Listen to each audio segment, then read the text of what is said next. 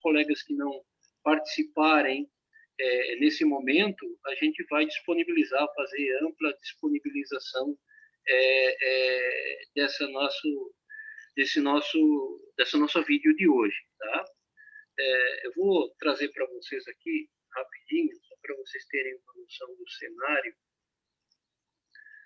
Eu vou trazer para vocês, vou puxar aqui para vocês qual é a situação de momento.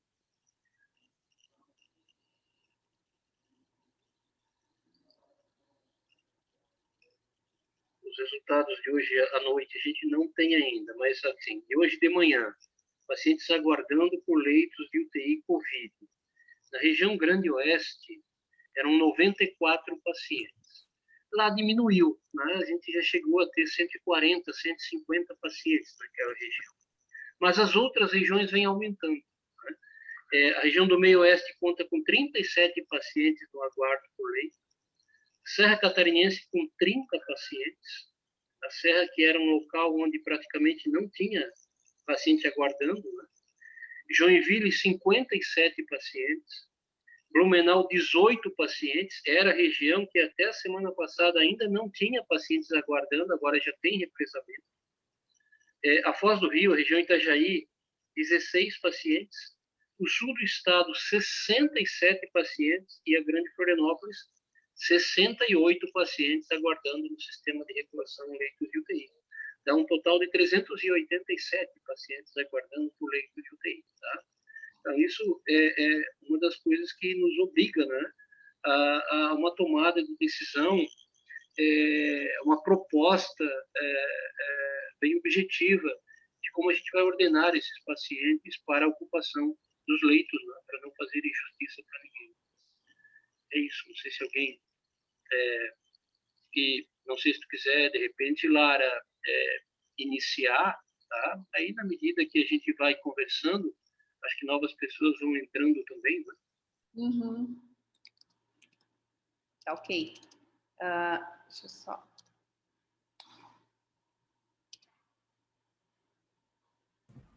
Doutor Ramon, só antes de começar, eu gostaria de saber se o senhor quer que disponibilize uma lista de presença? Seria interessante, Mauri, por favor. Ok. Então tá. Começa então, Ramon? Sim, Lara, eu acho que começamos, né? São 19h10, né? Acho que a gente pode começar. E também, depois a gente vai disponibilizar para todos, né? Tá?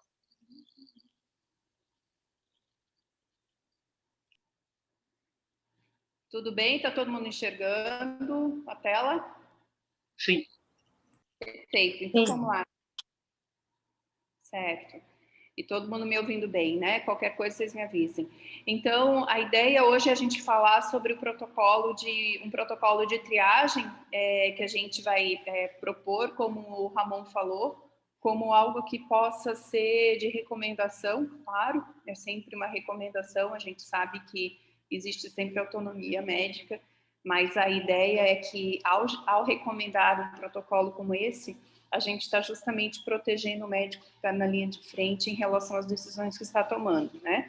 Então, são recomendações baseadas nesse protocolo que foi desenvolvido pela MIB e foi um protocolo que teve origem aqui em Santa Catarina e que a MIB adotou e depois a gente conseguiu a chancela de outras sociedades científicas também. Então, alguns de vocês já viram, né, essa apresentação, mas para quem não viu, antes de apresentar o protocolo de triagem em si, é importante a gente entender o termo triagem, né, o que a gente quer dizer com isso no contexto de pandemia e qual que é a diferença da triagem numa situação de crise e em relação à triagem que a gente utiliza, o termo triagem, né, o construto triagem numa situação de atenção em saúde convencional. A gente vai falar depois da necessidade de um plano de alocação de recursos como um imperativo ético. A gente vai falar sobre como que a gente construiu esse instrumento de triagem. Vou rapidamente falar sobre mudanças que a gente teve que fazer, ajustes para adaptar para a realidade brasileira e protocolo e explicar para vocês que Esse protocolo de triagem, ou o modelo de triagem em si, é só parte de um protocolo mais amplo. E vou terminar com próximos passos e uma recomendação de como que a gente pode adaptar isso para a Secretaria de Saúde. Então, quando a gente fala em triagem no contexto de pandemia ou de desastres com vítimas em massa, a gente está falando aqui de um conceito que ele é diferente desse conceito de triagem que a gente utiliza numa capacidade de atendimento de saúde convencional. Esse termo triagem, a gente utiliza como uma forma, né? Ele é uma estratégia, na verdade, que nos ajuda a organizar os serviços de saúde, como que os pacientes, ao serem admitidos no serviço de saúde, como que a gente vai distribuir esses pacientes por ordens de prioridade. Então, alguns pacientes vão ser alocados, vão ter que ir para emergência, outros vão poder ser encaminhados para o posto de saúde, para a unidade básica de saúde, outros vão ficar na emergência numa espera para serem atendidos depois, etc, e etc. Então, é uma forma de organizar o serviço por ordem de quem precisa primeiro, mas se pressupõe que todo mundo vai ser atendido, ninguém vai ficar sem atendimento. Agora, quando a gente está falando no contexto de uma pandemia, a triagem numa situação de crise, ela é um pouquinho diferente. Primeiro de tudo que ela faz parte integral do preparo para situações em que a gente já antecipa que a gente vai viver situações de crise. Então, em particular, essa triagem, ela só vai ser desencadeada quando a gente superou as medidas de contingência. Então, quando a gente observa que a gente precisa escalonar as respostas da crise, desse maior influxo de pacientes, porque a capacidade de contingência não deu mais conta, é aí que a gente entra nessa capacidade de crise e é aí que a gente deflagra esse processo de triagem de uso de recursos escassos. Então, para vocês terem uma ideia, e essa figura ilustra esse conceito, que é um conceito da CHEST, né, do consenso da CHEST, que propõe que quando a gente tem um influxo maior do que a gente está acostumado de pacientes, um influxo maior de até 20%, a gente consegue acomodar essa demanda maior dentro da nossa capacidade convencional. A gente vai dar um jeito, a gente vai priorizar, todo mundo vai ser atendido e a gente vai conseguir manter basicamente o mesmo standard de cuidado. Agora, quando a gente se depara com uma contingência ou com uma situação de desastre de vítima em massa, a gente já começa a antecipar que a gente vai ter um influxo de pacientes, uma demanda de pacientes muito maior do que 20%.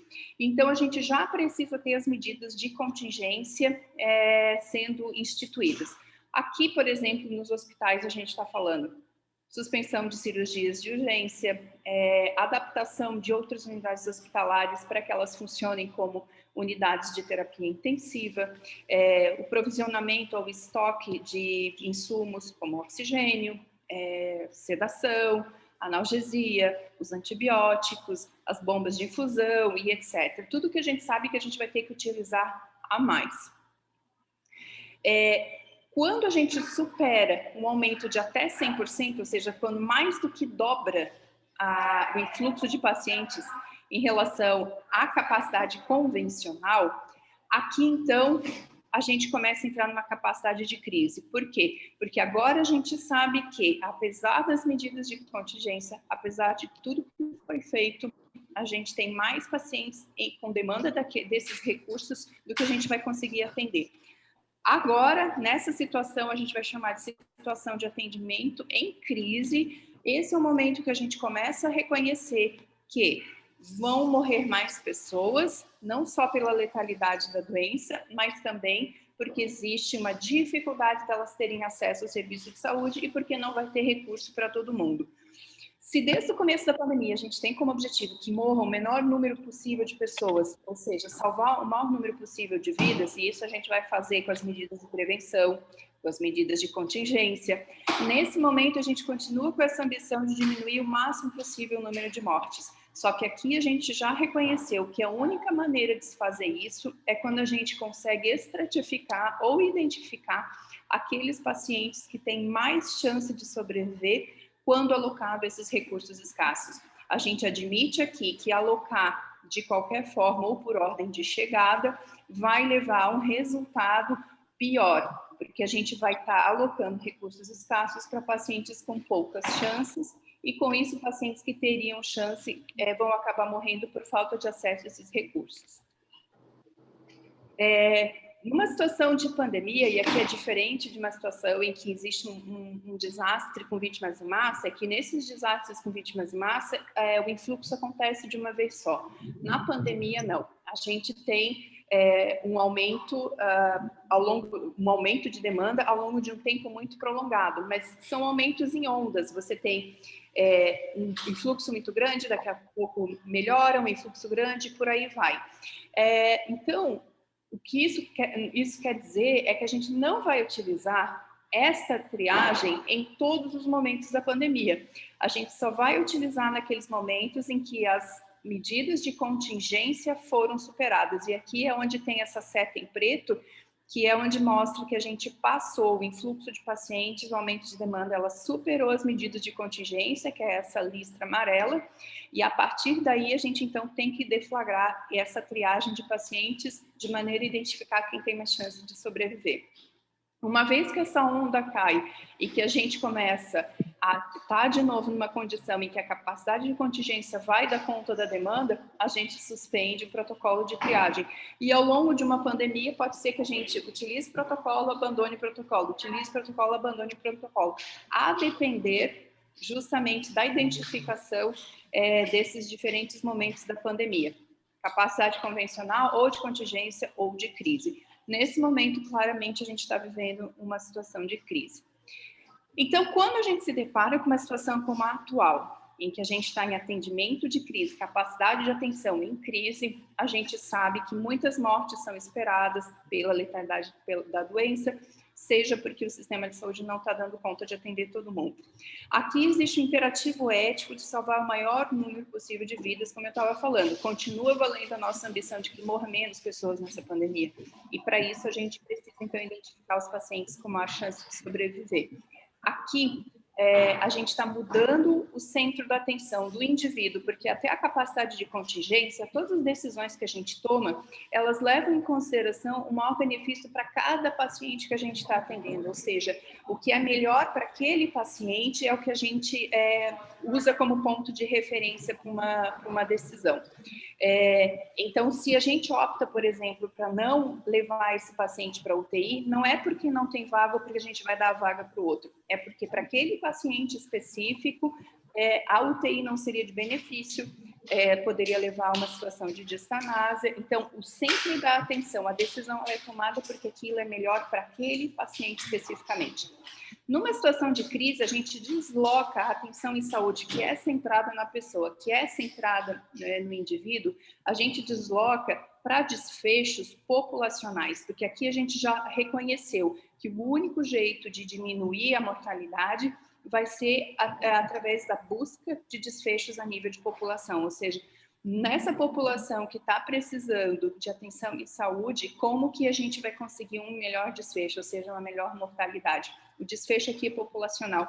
A gente desloca o centro da atenção do indivíduo para a população, para um coletivo. E isso a gente só tem justificativa de fazer do ponto de vista ético numa situação de crise. Em qualquer outro momento da pandemia, a gente, em princípio, continua aplicando a medicina ou a atenção em saúde centrada na pessoa. Então, essa seria a justificativa ética do porquê que a gente precisa ter um protocolo como esse.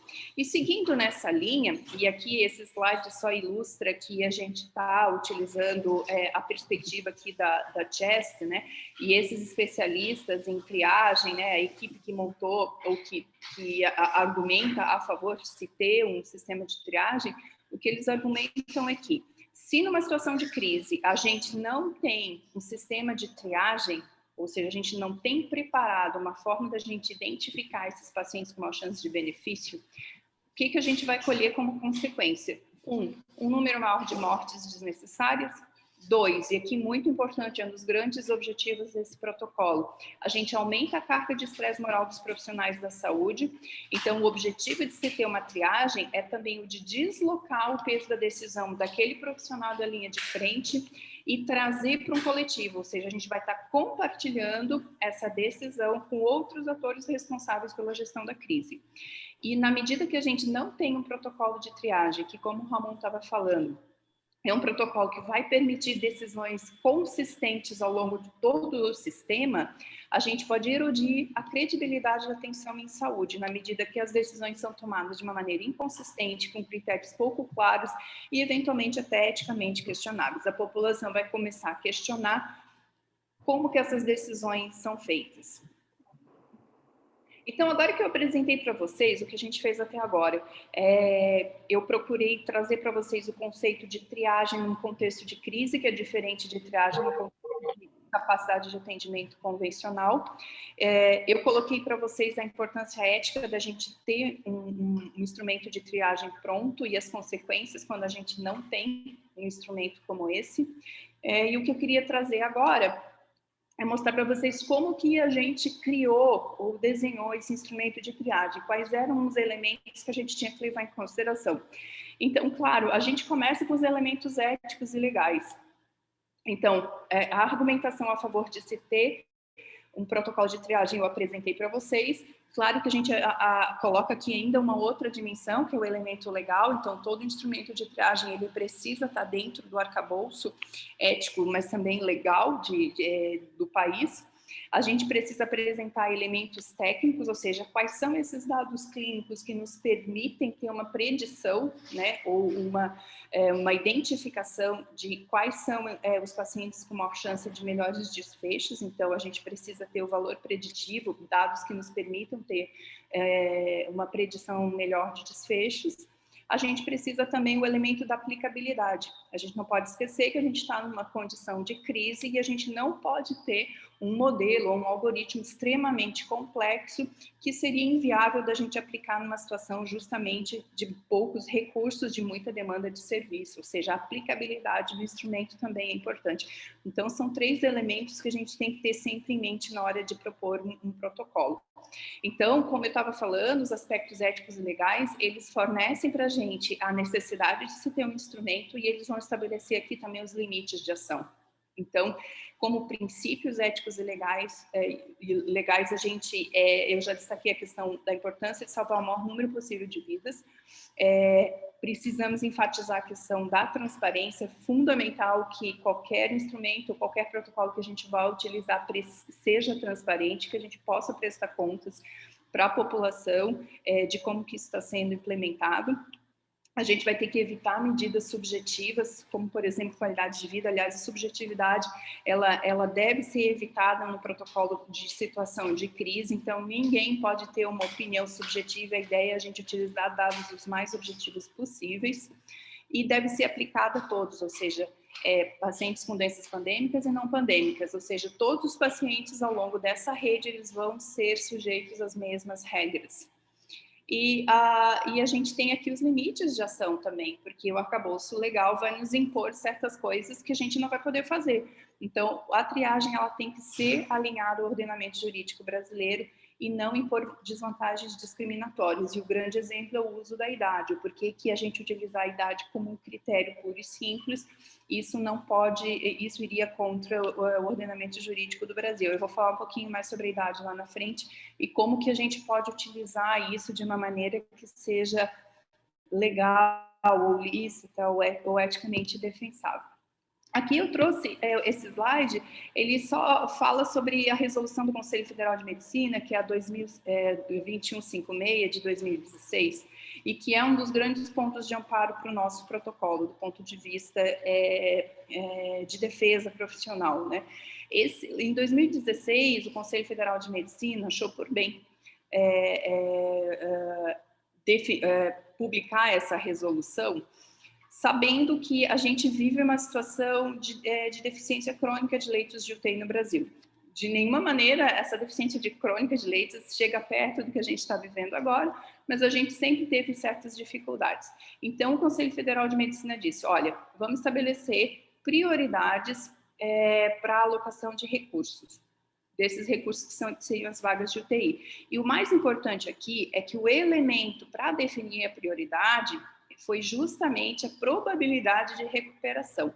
Então, quando o CFM diz naquela resolução que probabilidade de recuperação é um ponto de referência para a gente estabelecer prioridades, vocês estão vendo que a gente já tem essa base para chegar e dizer a escolha de pacientes pode ser feita a partir de probabilidade de recuperação. E aqui o CFM ele estratifica de 1 a 5, que vai desde o paciente prioridade 1, com alta probabilidade de recuperação e que precisa de suporte de vida, né, suporte orgânico, até o prioridade 5, que é o paciente em fase de terminalidade, aquele paciente que não tem chance de recuperação, cuidado paliativo exclusivo.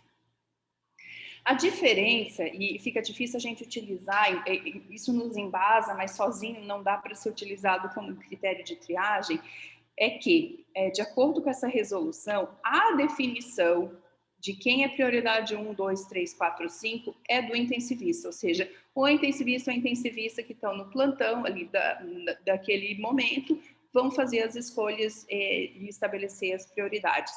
Numa situação de crise, de triagem, como a gente já tinha conversado, um dos critérios importantes da gente ter, ou uma das razões da gente ter um protocolo, é justamente para deslocar o peso da responsabilidade de quem está na linha de frente. Porque aqui a gente está falando não de uma deficiência crônica, de um aumento de fluxo de pacientes numa capacidade convencional, a gente está falando num aumento muito maior, acima de 200%. Então, nesse momento, a gente precisa deslocar o peso da decisão do profissional da linha de frente para um processo decisório mais coletivo.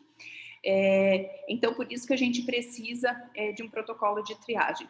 E também porque aqui, quando o CFM diz alta probabilidade de recuperação, ele só diz isso, ele não diz o que a gente vai utilizar de critério para definir como alta probabilidade de recuperação. Então, aqui, porque ele não define quais são os critérios técnicos, isso dá espaço para a subjetividade e dá espaço para que cada plantão ou cada hospital tem os seus critérios, e com isso a gente não vai ter uma homogeneidade, uma consistência na aplicação da triagem. Então a gente precisa fornecer exatamente quais são esses critérios clínicos que vão nos permitir dizer que um paciente tem alta probabilidade de recuperação.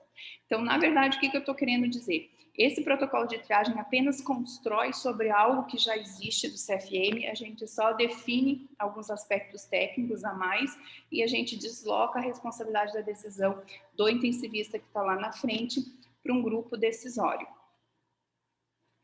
Bom, então eu falei para vocês os elementos éticos e legais. Do ponto de vista técnico, como que a gente escolheu quais são esses critérios clínicos? Primeiro, que quando a gente vai construir um instrumento de triagem, a gente não deve utilizar um critério clínico único.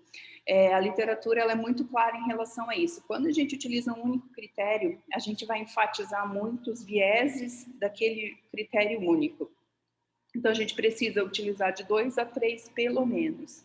A gente precisa entender os pesos inter e intracritérios e a gente precisa, pelo menos, supor, ter uma hipótese forte de que esse modelo que a gente desenhou, ele é superior do ponto de vista preditivo ao atendimento de pacientes por ordem de chegada. A gente precisa dizer, olha, se a gente atender por ordem de chegada, a gente vai ter desfechos piores do que se a gente for a atender os pacientes ou priorizar os pacientes seguindo esses critérios.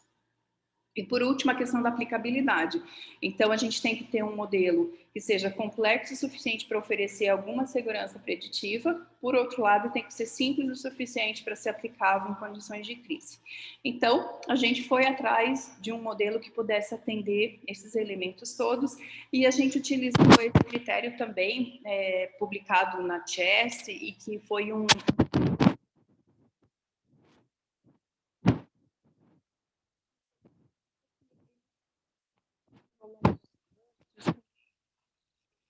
Oi, Lara, a gente parou de te ouvir nesse momento.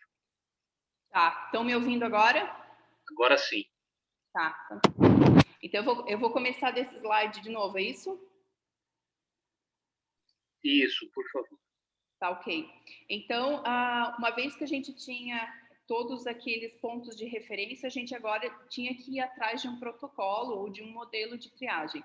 E a gente escolheu esse modelo que foi desenvolvido por uma equipe da Johns Hopkins, e a razão pela escolha desse modelo, não só porque ele atendia os critérios que a gente queria, mas porque é um modelo que vinha sendo desenvolvido ao longo de alguns anos.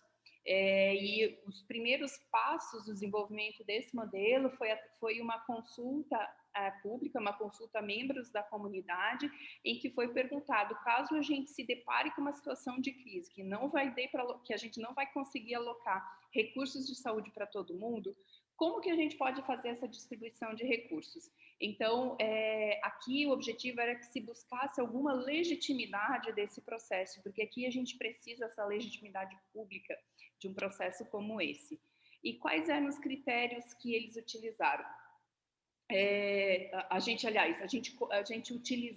pediu emprestado, pegou emprestado aquele modelo e a gente adaptou um pouquinho para o Brasil e a gente publicou em caráter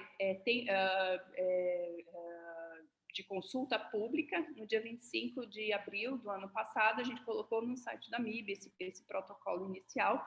A gente disse que não era um protocolo já concluído e a gente convidou as pessoas para um debate, para uma troca de ideias em relação a esse protocolo. A gente convidou juízes, membros do Ministério Público, advogados, bioeticistas, outros profissionais de saúde, para darem uma lida no protocolo e darem as suas contribuições. O objetivo que a gente tinha naquele momento era buscar a legitimidade ética e mesmo legal. A gente queria aprimorar o modelo através de uma consulta de outros atores que também vão fazer parte, também vão ser importantes no processo de gestão de uma crise como essa. E a gente recebeu uma série de contribuições valiosas que nos permitiu aperfeiçoar o protocolo, e a crítica mais contundente daquele protocolo do modelo inicial foi que existia a faixa etária como um critério. Então, idade era um dos critérios da triagem, e a gente teve que tirar, porque o argumento, especialmente dos juristas, era que ia contra ou podia haver algum questionamento legal em relação ao uso da idade. Então, a gente fez uma modificação. Em vez de utilizar idade como critério, a gente tirou completamente a idade do nosso protocolo e a gente incluiu o ECOG, que é uma medida de funcionalidade, que ela é neutra em relação à idade, e eu vou mostrar para vocês daqui a pouco. Então, esse é o protocolo, como ele foi desenvolvido a partir da segunda versão, ou seja, após a consulta pública, desculpe. Então, o protocolo que a gente utiliza agora, atualizado, após esse processo de consulta pública, é esse que eu estou apresentando para vocês. Uma das coisas boas da gente ter buscado essa consulta pública, não só que a gente pôde aprimorar o protocolo, mas a gente obteve, então, a chancela, né, o apoio de outras sociedades científicas. O que no começo era a MIB com a Abramed, a gente conseguiu também o apoio da Sociedade Brasileira de Geriatria e Gerontologia, da Academia Nacional de Cuidados Paliativos, e mais tarde a própria Sociedade Brasileira de Bioética também apoiou, endossou o nosso modelo de triagem, o que eu fiquei até bem feliz com a chancela da Sociedade Brasileira de Bioética. O objetivo era esse mesmo, a gente tivesse um protocolo bem amparado pelas sociedades científicas, né, e inclusive uma sociedade de bioética. Então, como é que é esse modelo? Então, o passo a passo aqui. Primeiro, a gente vai calcular o SOFA do paciente. O objetivo do SOFA aqui é a gente conseguir estratificar o paciente de acordo com a gravidade da condição aguda. E que a gente parte do princípio que quanto maior o número de disfunções e quão mais graves são essas disfunções orgânicas, pior o prognóstico do paciente, pior potencialmente o desfecho. Então, a gente utiliza esse SOFA. Na prática, o que a gente vê é que é muito pouco provável do SOFA ser muito discriminatório aqui, ou dele ajudar a discernir quem é o paciente que vai ter mais chance, porque na maior parte, os pacientes eles vão ter SOFA abaixo de 8, então a gente não vai ter uma discriminação de discernimento muito grande. Então, o SOFA não vai ser aquele critério que vai nos ajudar a tomar grandes decisões. Como que funciona? A gente vai calcular o SOFA do paciente e a gente vai pontuar de acordo com SOFA igual ou menor que 8, 1 ponto. SOFA de 9 a 11, 2 pontos. SOFA de 12 a 14, 3 pontos. E SOFA acima de 14, 4 pontos. Então, a gente vai colocar ali do lado a pontuação do paciente de acordo com o SOFA. Se não deu tempo de colher o SOFA, o paciente está lá num lugar no interior ou num lugar onde não tem acesso a, por exemplo, alguns exames laboratoriais que a gente precisaria para o SOFA, então a gente vai pontuar com o melhor valor possível e é possível que a maior parte dos nossos pacientes vão ter mesmo uma pontuação de apenas 1, tá? Feito isso, próximo item para estratificação. O paciente ele tem comorbidades graves com expectativa de sobrevida menor que 1 ano. O que a gente quer entender aqui? A gente quer identificar aquele paciente que antes mesmo dele ter a COVID, ele já tinha uma condição de base que já o colocava numa situação de final de vida, ou seja, já era um paciente que tem um conjunto de comorbidades que nos faz pensar que ele está no último ano de vida ou já está numa condição de terminalidade. Como que a gente vai fazer isso? A gente tem que tirar a subjetividade do processo, então... Lara, ficou muda novamente. Tá ok. A conexão da internet é meio ruim. Mas estão me ouvindo agora? Agora sim. Tá ok. Então, eu vou explicar de novo o item 2, ok? Então, a gente está falando que o segundo critério é identificar o paciente que tenha comorbidades graves, ou seja, ele tenha uma ou um conjunto de comorbidades que coloque numa condição ou numa expectativa de que ele esteja no último ano de vida ou ele esteja em condição de terminalidade. O objetivo aqui é a gente dar mais pontos, ou seja, penalizar mais aquele paciente que já tem pouco tempo de vida de qualquer forma, né? E traz aqui consigo também, é evidente, quem tem pouco tempo de vida, via de regra, já tem pela presença de comorbidades, uma baixa funcionalidade, uma baixa reserva funcional. Então, se a gente responde que sim, esse paciente tem uma chance de ele ter um ano de vida, a gente vai dar 3 pontos para esse paciente. A gente tem que tirar a subjetividade desse processo de identificação. Então, a gente propõe que se utilize o SPICT, que eu vou mostrar para vocês daqui a pouco, que é um instrumento desenvolvido no Reino Unido, que nos fornece substratos para partir do princípio que existe uma probabilidade grande que esse paciente esteja assim no último ano de vida, ou seja, que ele tenha uma doença avançada. Então, se o paciente tem esse item positivo, se a gente responde que sim, de acordo com o SPICT, esse paciente vai receber 3 pontos. Próxima etapa, a gente vai aplicar a ECOG, que é uma escala de funcionalidade, e a gente vai pontuar o paciente de acordo com a estratificação. Então, o ECOG até 1 recebe 1 ponto, 2, 2 pontos, 3, 6 pontos, 4, 4 pontos. Então, a gente vai somar os pontos que o paciente teve do SOFA, das comorbidades e do ECOG. E o princípio aqui, quanto maior a pontuação do paciente, menor a sua prioridade, ou seja, a gente vai priorizar os pacientes com o menor número de pontos possível. É muito provável que a gente vai ter muitos empates, a gente vai ter muitos pacientes com poucos pontos. Se a gente for ver bem, o que esse protocolo está fazendo, ele está basicamente tirando da possibilidade de acesso aos recursos aqueles pacientes que já têm uma condição de base avançada. Porque quando a gente diz que ele provavelmente está no último ano de vida, ele já vai ganhar 3 pontos. Isso já vai eliminar alguns pacientes das chances deles serem priorizados.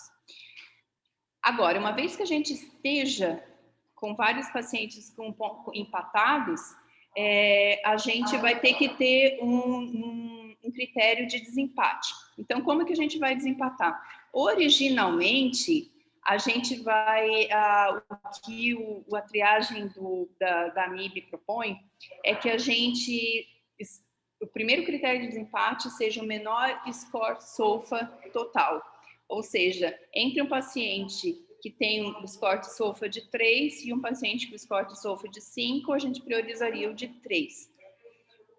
Eu gostaria de propor uma mudança aqui para a Secretaria de Saúde, e essa é uma das coisas que a gente pode fazer. A minha sugestão é que, em vez de a gente utilizar o score SOFA total, a gente utilize outros critérios. E a minha proposta é que a gente utilize condição de transporte, e o segundo critério que a gente leva em consideração é o local onde o paciente ele está. Porque uma coisa é o paciente que está numa emergência e outra coisa é de um hospital grande, onde tem um aparelho, onde tem uma equipe minimamente preparada, e outra coisa é um paciente que ele está, por exemplo, numa UPA ou num hospital menor, com poucos recursos de atendimento. Então, entre dois pacientes que têm os mesmos pontos, talvez a gente viesse a priorizar aquele paciente que está num local que tem menor capacidade de oferecer um cuidado complexo. Ou entre dois pacientes, a gente vai dar para aquele paciente que tem uma melhor condição de transporte, porque aquele que tem um risco de transporte maior, talvez corra o risco de não sobreviver. Isso é algo para a gente discutir aqui. Eu gostaria, inclusive, da opinião de vocês. Eu acho que a gente poderia trabalhar com esse tipo de elemento como forma de desempate, em vez de utilizar o SOFA total. Eu hoje sou um pouquinho mais cética em relação à ajuda que o SOFA pode nos dar aqui. E aí, o segundo elemento para a gente poder fazer o desempate seria o julgamento clínico da equipe de triagem. E esse é o grande ponto, talvez até dessa reunião, é a gente sair daqui cientes que para esse protocolo de triagem funcionar, a gente vai precisar ter equipes de triagem que façam a gestão desse processo. Antes de eu chegar lá, então eu vou só mostrar para quem não conhece o SPICT, porque esse é um instrumento que vai ser muito importante nesse processo nosso de triagem, porque todo mundo vai ter que seguir o SPICT como ponto de referência. Especialmente a comissão de triagem vai ter que saber que esses dados vão ter que ser coletados dos pacientes. Então, como é que a gente faz? Se a gente quer saber se o paciente tem uma probabilidade grande de estar no último ano de vida, e a gente vai utilizar o SPICT, a gente tem duas partes do SPICT. A primeira parte é essa, onde a gente vai procurar por indicadores gerais de piora de saúde do paciente. Então, a gente vai colher da história dele. Se ele tem uma doença crônica de base que já impôs internações hospitalares não programadas. 2, se o paciente tem uma capacidade funcional ruim, por exemplo, ele passa na cama mais de 50% do dia, se ele é dependente de outros para cuidados pessoais devido a problemas físicos ou de saúde mental, ou seja, ele precisa de maior suporte para o cuidador, se ele teve uma perda de peso significativa nos últimos 3 a 6 meses, ou ele tem o IMC baixo, sintomas persistentes apesar do tratamento otimizado, ou é um paciente que já está em cuidados paliativos e ele, na verdade, nem deseja suporte orgânico. Então, ele tem que ter pelo menos um desses itens presentes aqui. E, além disso, esse paciente a gente vai ter que tentar localizar, a depender da doença de base que ele tem, pelo menos um item dessas doenças, ou um item dentro dessas doenças que fale a favor de uma doença avançada. Então, suponha que a gente esteja aqui diante de um paciente pneumopata e esse paciente ele já usa O2 domiciliar. Então, necessidade de oxigênio-terapia por longo prazo, ali em doença respiratória, ela é um dos elementos que fala a favor de uma doença avançada. Então, supondo que eu tenho um paciente que já teve internações recentes por exacerbação da DPOC e ele tem necessidade de oxigênio-terapia por longo prazo, ele já tem um ponto ali em declínio geral e já tem aqui um ponto em doença respiratória. Então, juntos, a gente consegue dizer que esse paciente é um SPICT positivo, ou seja, a gente vai responder sim naquela pergunta da triagem se o paciente ele está no último ano de vida ou não. Se alguém não entendeu, eu explico de novo. Espero que eu não tenha sido muito confusa. E aí eu queria apresentar para quem não conhece o ECOG, que é outra escala que a gente precisa utilizar. Ela é de fácil aplicação, é muito utilizada por quem trabalha com oncologia. A gente vai identificar o quão funcional o paciente é. Então, um paciente plenamente funcional, ou seja, que a graduação é 0 no ECOG, ele é completamente ativo, capaz de desempenhar as atividades do dia a dia sem limitações. E o paciente com 1 seria aquele paciente com restrições a atividades físicas mais extenuantes, mas que ele caminha normalmente, ele é capaz de fazer trabalhos leves, de natureza sedentária, tais como trabalhos domésticos ou atividades de escritório. Esses 2 vão receber um ponto só ali na nossa triagem. E aí depois tem 2, 3 ou 4, né, que vão pontuar um pouquinho mais. E esse slide só ilustra um estudo, que é um estudo brasileiro, que eles fizeram justamente isso, eles foram ver o ECOG do paciente antes de ter a doença aguda, e eles foram acompanhar, é um estudo retrospectivo, mas eles foram ver a mortalidade hospitalar a partir disso, a partir do ECOG. E o que eles viram é que, de fato, o ECOG, ele está associado com uma maior, ou seja, o incremento do ECOG, ele está associado com maior risco de mortalidade hospitalar, e que esse incremento, esse aumento, ele é relativamente linear, e foi por isso que a gente conseguiu pontuar os incrementos do ECOG daquela maneira que a gente pontuou. Agora que eu já expliquei o modelo de triagem para vocês, e eu apresentei para vocês como que a gente poderia utilizar o desempate, em vez de utilizar o SOFA, utilizar o local de atendimento, né, e também a condição de transporte, eu queria dizer para vocês que esse modelo de triagem, o modelo em si, o algoritmo, ele é apenas um elemento do protocolo visto de uma maneira mais ampla, né? Esse modelo de triagem, inclusive, ele é sujeito a ajustes e talvez no andar das coisas a gente vá fazer um ajuste ou outro de pontuação, eventualmente, né? Mas ele apenas, de qualquer forma, ele precisa ser compreendido como uma parte do protocolo mais amplo. Existe uma série de recomendações que vão acompanhar esse modelo e que são igualmente importantes.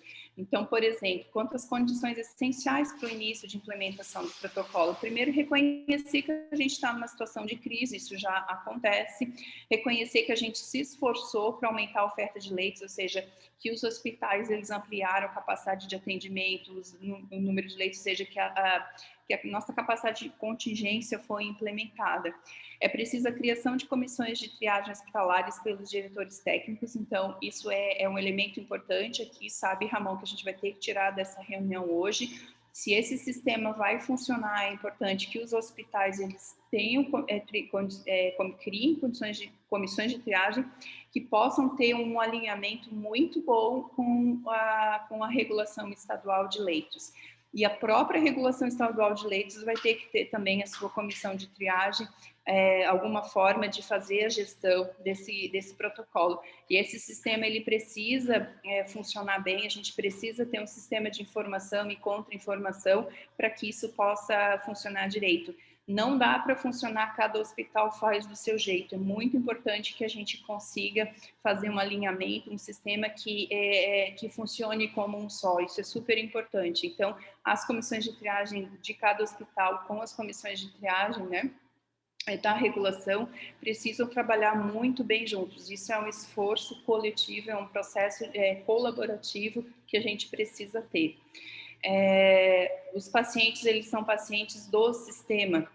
Não tem como a gente achar que o paciente que está no meu hospital é mais importante do paciente que está na UPA ou do outro hospital. É preciso a gente ver essa crise, uma crise do sistema, e a gente vai ter que trabalhar juntos para que a gente possa alcançar esse objetivo de salvar o maior número de vidas. E claro, a gente vai precisar monitorar o momento que a gente vai poder, então, parar de utilizar a triagem na medida que agora tem menos pacientes e a nossa capacidade de contingência passa a dar conta desse influxo maior. Outro elemento importante, e aqui também é outra coisa que a gente vai ter que tirar dessa reunião, Ramon, é que aqueles pacientes que não foram priorizados e que eles, por exemplo, aquele paciente que ele vai ter aquela resposta sim, aquele critério de triagem, se o paciente ele pode estar no último ano de vida por conta das suas comorbidades.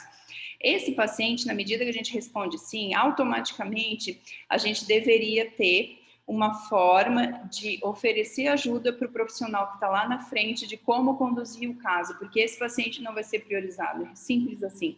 Então, aquilo ali deveria deflagrar alguma forma da gente oferecer algum apoio de como que a gente vai conduzir esses casos, nem que seja um apoio virtual, alguma forma de consultoria, e eventualmente aqui poderia entrar inclusive a SOCAT também, como que a gente pode fazer para oferecer ajuda para os profissionais que estão na linha de frente e que vão precisar lidar com o cuidado desses pacientes que não vão ser priorizados. Então, isso é outra coisa que a gente vai precisar tirar aqui dessa reunião.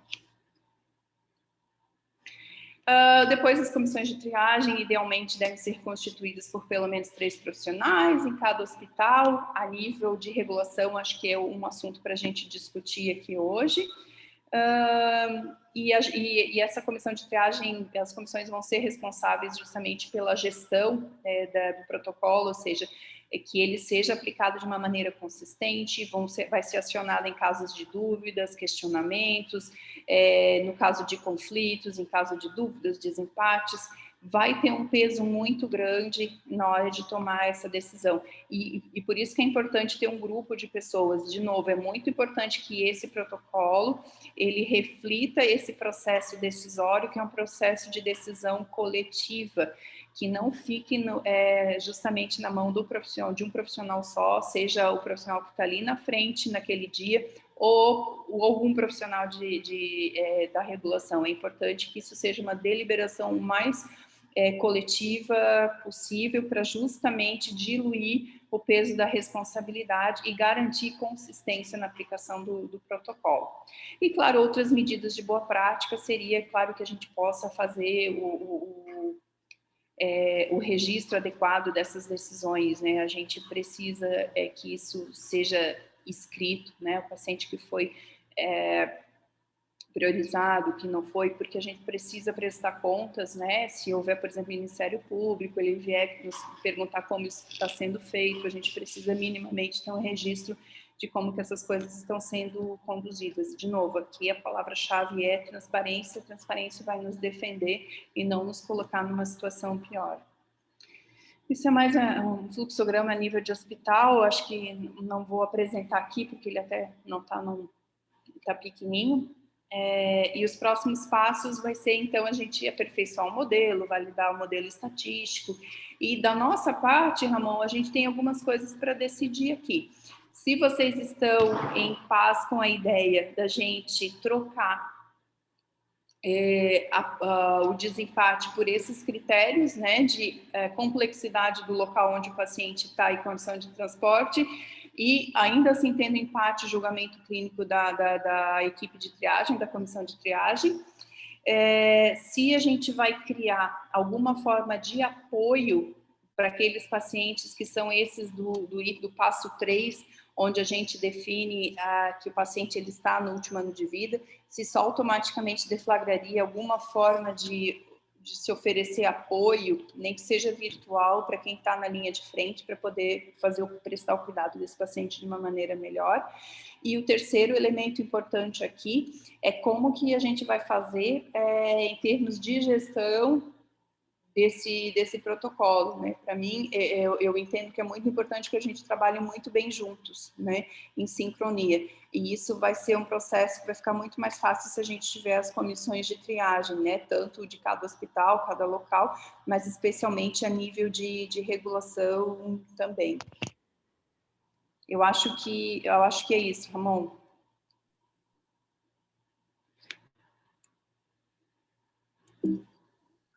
E Lara, obrigado mais uma vez, né, pela apresentação, tá? Muito claro, a explanação sua é muito clara. A questão das comissões de triagem, por parte da regulação, nós não verificamos problema, tá? Talvez a gente consiga até regionalizar, a gente tem as regulações regionais, né?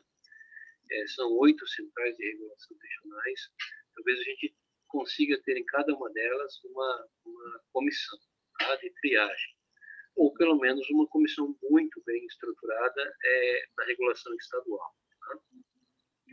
Tá? Na maioria dos grandes hospitais, também a gente não vê problema. Tá? Nós temos hoje 56 hospitais no estado que estão com leitos de UTI, Covid.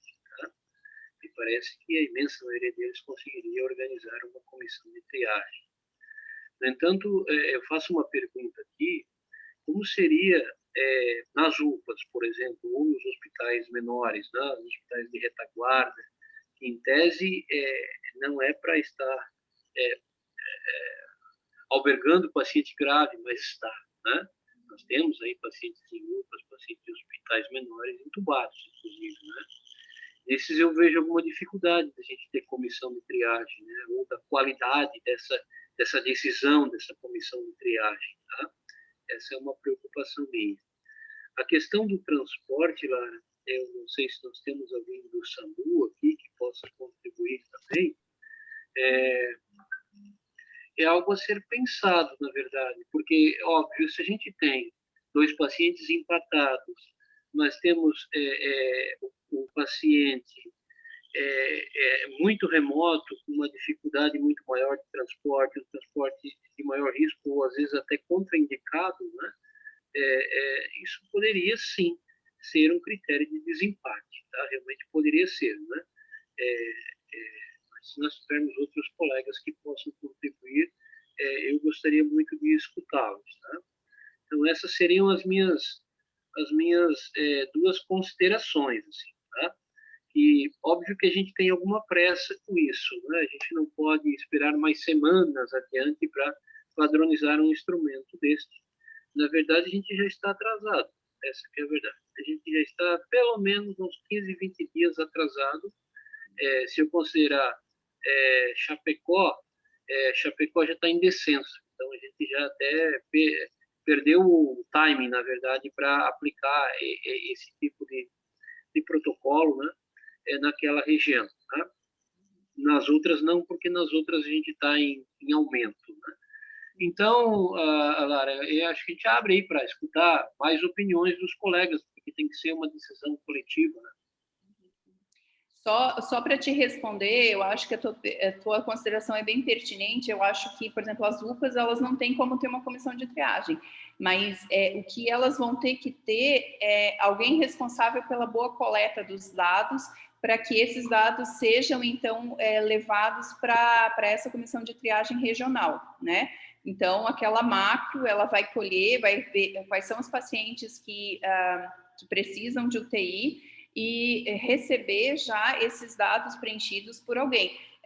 Não precisa a UPA ter um grupo de triagem, mas eles precisam ter alguém que se responsabilize por preencher esses dados, colher os dados junto com a família, porque a gente vai ter que perguntar para a família ou consultar minimamente o prontuário para a gente poder preencher aqueles critérios. Então, eu preciso, se eu quiser fazer o ECOG, eu vou precisar perguntar para a família, né? Então, tem que ter alguém que colhe esses dados minimamente e mande para a macro, para que a macro, sim, possa fazer, então, a pontuação e estabelecer as prioridades.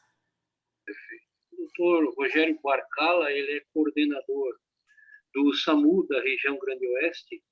A de Chapecó, ele está pedindo a palavra. Barcala, por favor. Boa noite, doutor Ramon. Boa noite, doutor Lala. Boa noite aos demais colegas. Eu queria contribuir com algumas questões, porque a gente está um pouco antecipado ou atrasado, né, como disse o doutor Ramon, nesse processo. E aí eu tinha algumas considerações. A gente vai entrar com esse protocolo através de uma planilha amanhã. Na realidade, a gente vai levantar esses dados do paciente amanhã depois. Essa planilha é um programa que a gente fez, um formulário, em que o médico vai entrar com esse formulário à beira-leito, né? Ele pode abrir o celular, preencher os dados, inclusive que vai gerar a pontuação dele do SOFA, ele vai preencher a escala do ECOG e todos aqueles dados que caracterizam o critério. Isso vai para uma planilha que vai gerar uma ordem, tanto de classificação para ele, se ele deve ir para UTI, enfermaria de hospital regional ou enfermaria de hospital de retaguarda, quanto aqueles que criarem o critério de UTI, ele vai classificar conforme esse protocolo da AMIB e Abramed, Sociedade Brasileira de Gerontologia, Geriatria e Gerontologia. Isso deve estar rodando, a ideia é que a gente coloque na planilha amanhã e depois, e quinta-feira já tem os dados para atribuir. É uma ferramenta que vai ajudar nesse processo de gestão, ele vai gerar uma planilha que vai ter o NIR de cada hospital ou da UPA, que a gente teve que criar NIR na UPA, vai poder atualizar os dados desse paciente diariamente, aliás, vai ter que atualizar os dados do paciente diariamente, porque se ele ficar mais do que 24 horas, é possível que o quadro dele modifique, né? Tanto para melhor quanto para pior. Isso tem que gerar uma nova classificação. E uma outra parte dessa planilha, que só a central de leitos vai poder mexer através do login, a central vai poder ofertar o leito que aparecer, e numa outra parte, o hospital que recebe o NIR desse hospital vai dar o ok na vaga, e depois vai abrir essa planilha para o SAMU fazer a responsabilidade do transporte. A ideia disso é a gente não só classificar como isso, como também gerar mais rapidez nesse processo que hoje é muito moroso para o volume de transferências que a gente tem hoje e para o volume de atendimento que cada um desses passos estão na ponta. Então, isso deve funcionar. Até quinta-feira a gente já deve ter dados disso, tá? Mas aí eu queria contribuir com algumas coisas que a senhora comentou. A gente está classificando pelo SOFA e pelo ECOG, sendo a pontuação de desempate, a gente já colocou isso automaticamente, né? A planilha gera fórmulas que automaticamente já coloca, o menor número do ECOG. Do ECOG não, desculpa, o menor número do SOFA. E como terceiro critério, que não é exatamente um desempate, mas a gente deixa mais na frente, é a idade do paciente. Sabendo da idade de todos esses critérios que a gente já comentou sobre isso, né? Mas esse é um critério de desempate do desempate, digamos assim. Agora aí eu queria comentar algumas coisas que a senhora colocou ali, porque a gente fez o contrário. Nos locais onde a gente não tem os dados, e basicamente os dados, o mais difícil é a gaso, né, para a questão do critério do SOFA, porque o ECOG é uma escala clínica, né? Você não precisa de nenhum exame. O restante é Glasgow, creatinina, bilirrubina, a PAM, o uso de droga vasoativa, ou seja, não tem nenhuma outra situação que não seja impossível da gente criar um protocolo que, mesmo sendo um hospital pequeno, deve ter creatinina e bilirrubina e hemograma para contar plaqueta para a gente colocar no critério. A gaso é que é o maior problema, porque nem todo local tem mesmo. E aí a relação PO2-FO2 fica comprometida. A gente optou por colocar o pior critério, ou seja, menor que 100 a relação ou sem gaso disponível. Por que a gente notou isso? Porque a gente percebeu aqui, nesse período de pandemia, a gente chegou a ter 180 pacientes na fila de espera de UTI. E dados de hoje, a gente tem 115. Então, é um número muito grande, espalhado por todos os locais possíveis. A gente percebeu que quando a gente conseguia fazer gaso, mesmo na emergência, mesmo na UPA, nos locais, a relação PO2-FO2 ela era bem mais baixa do que esses 400, bem mais baixa. Então, a gente teve dificuldade, inclusive, no transporte aéreo. A gente estava escolhendo relação PO2-FO2 de 150 ou mais, e muitos desses pacientes internados fora da UTI não tinham 150. De modo que a gente preferiu priorizar, digamos assim, o serviço que conseguiu se organizar, fazer uma gasometria, colocar um colega que tem experiência em UTI para ajustar a ventilação mecânica, alguns serviços conseguiram fisioterapeutas, e aí essa relação PO2-FO2 geralmente fica um pouco melhor, e aí talvez esse paciente realmente tenha mais chance de sobrevida na UTI. Então, a gente tem que priorizar isso. Então, a minha contribuição, eu acho que numa situação normal, a gente imagina que eles não estejam tão ruins, mas no que a gente está vivendo aqui, eles ficam muito ruins, muito ruins. Eles estão ficando em hospitais de retaguarda ou UPAs. Agora já diminuiu um pouco, como o Dr. Ramon comentou, a gente está em declínio, mas a gente ficou com um paciente uma semana em UPA, com um hospital menor. Então, é realmente uma situação muito mais difícil. Com relação ao transporte, eu não sei se eu concordo com esse critério, não. A gente mora, estou falando pela nossa região, né? A gente mora numa região com distâncias bastante grandes, a região oeste, e a gente tem hospitais de retaguarda muito distantes. Então, eu não sei se esse critério é o melhor critério para a gente selecionar. Às vezes a gente tem, vou só citar um exemplo, a gente tem em Chapecó um centro de eventos que foi transformado num centro de triagem e estabilização. Tem intensivistas, emergencistas que estão trabalhando nesse espaço. E aí, se a gente coloca essa distância de transporte como prioridade, a gente às vezes está deixando um paciente que foi bem estabilizado e que tem mais chance, vai buscar um paciente de Itapiranga, por exemplo, que é o nosso extremo, que muitas vezes até a informação que se coloca lá, a gente às vezes tem questionamento.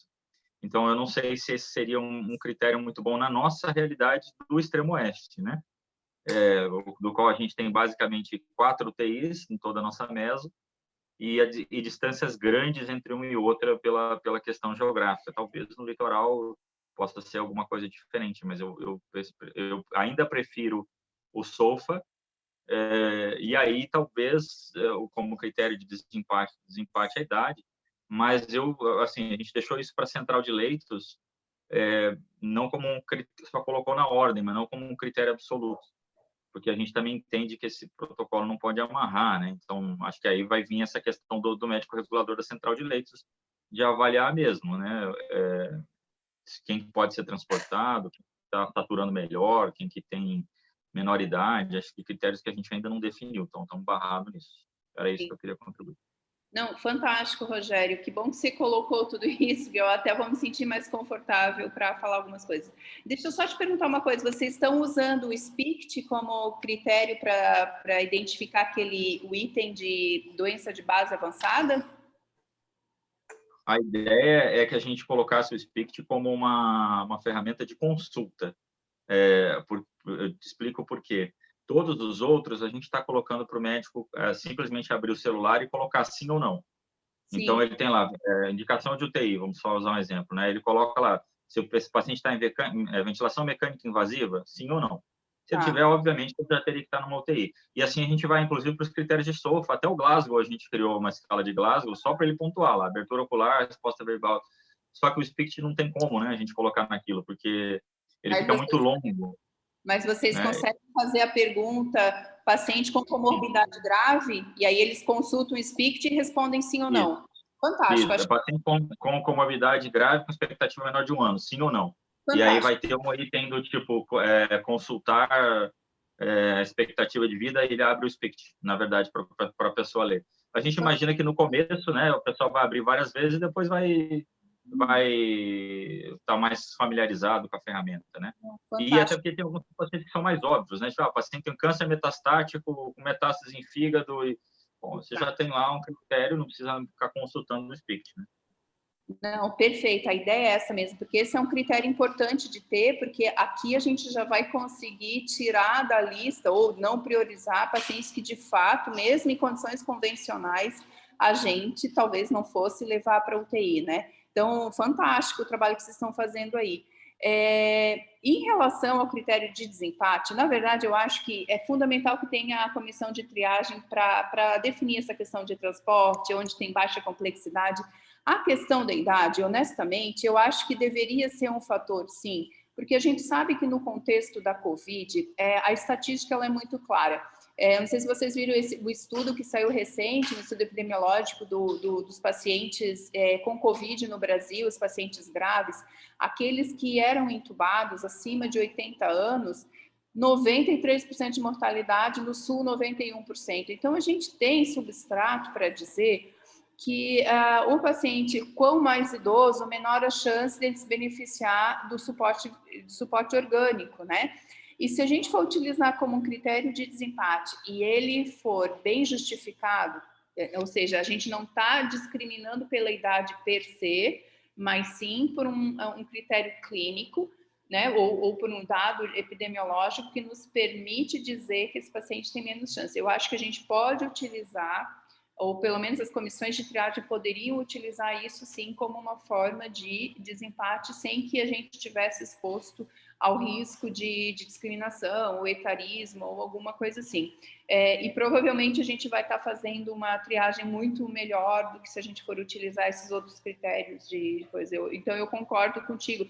Se todo mundo estiver de acordo com isso, é algo que a gente poderia considerar.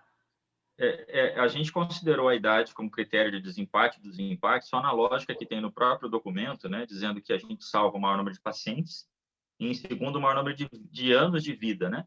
Então, a gente sabe mas eu acho essa situação de ter uma comissão de triagem muito importante, porque às vezes você vai ter um paciente de 69 e um de 70, e aí, né, às vezes nós vamos ter situações de 80 e 30, aí fica fácil, mas 69 e 70 pode não ser um critério, né, tão validado assim, né, para a gente definir entre um.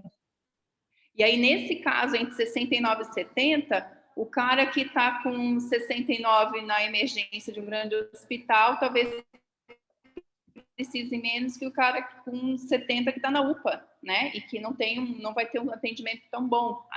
E aí que entra a comissão de triagem para fazer esse tipo de discernimento e conseguir fazer uma melhor alocação, né?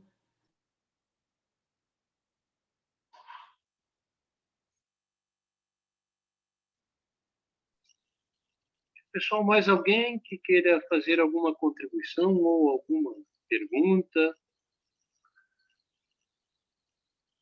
A doutora Renata, ela se encontra ainda da sociedade. Alguma contribuição? Oi, boa noite, Ramon. Estou aqui. Eu acho que foi muito bem colocado pela Lara, o Rogério também contribuiu bem, eu concordo com eles, a gente precisa considerar, né, como critério de desempate realmente a idade, quando for necessário, quando o desempate do desempate, como falou o Rogério, né? A gente precisa tomar essa decisão e precisamos ter alguns critérios, e realmente a idade nesse contexto, principalmente relacionado à Covid, né? A gente tem literatura para isso e a gente tem dados nossos também para isso, né? Todos os hospitais vêm coletando dados e a gente tem respaldo na literatura para ter esse critério também como relevante. A questão do transporte, condição de transporte, terá que ser avaliada também por cada serviço e diariamente, porque isso vai mudar ao longo do tempo, né? Pacientes que muitas vezes de manhã não têm condição de transporte, à tarde vão ter, né? Então, a gente realmente precisa avaliar isso diariamente. E ter um dispositivo fácil à mão, que seja pelo celular, isso com certeza vai facilitar demais na prática, porque a gente precisa que isso seja aplicável, senão não vai funcionar, né? Então a gente precisa dessa aplicabilidade e a melhor forma, com certeza, é essa, é que esteja à mão e que a gente possa colocar os critérios ali que já vão fazer um ranking dos pacientes, isso facilita muito, né? Então, acredito que vai funcionar se for dessa forma, uma aplicabilidade boa e com os comitês para nos ajudar e nos auxiliar nos critérios de desempate.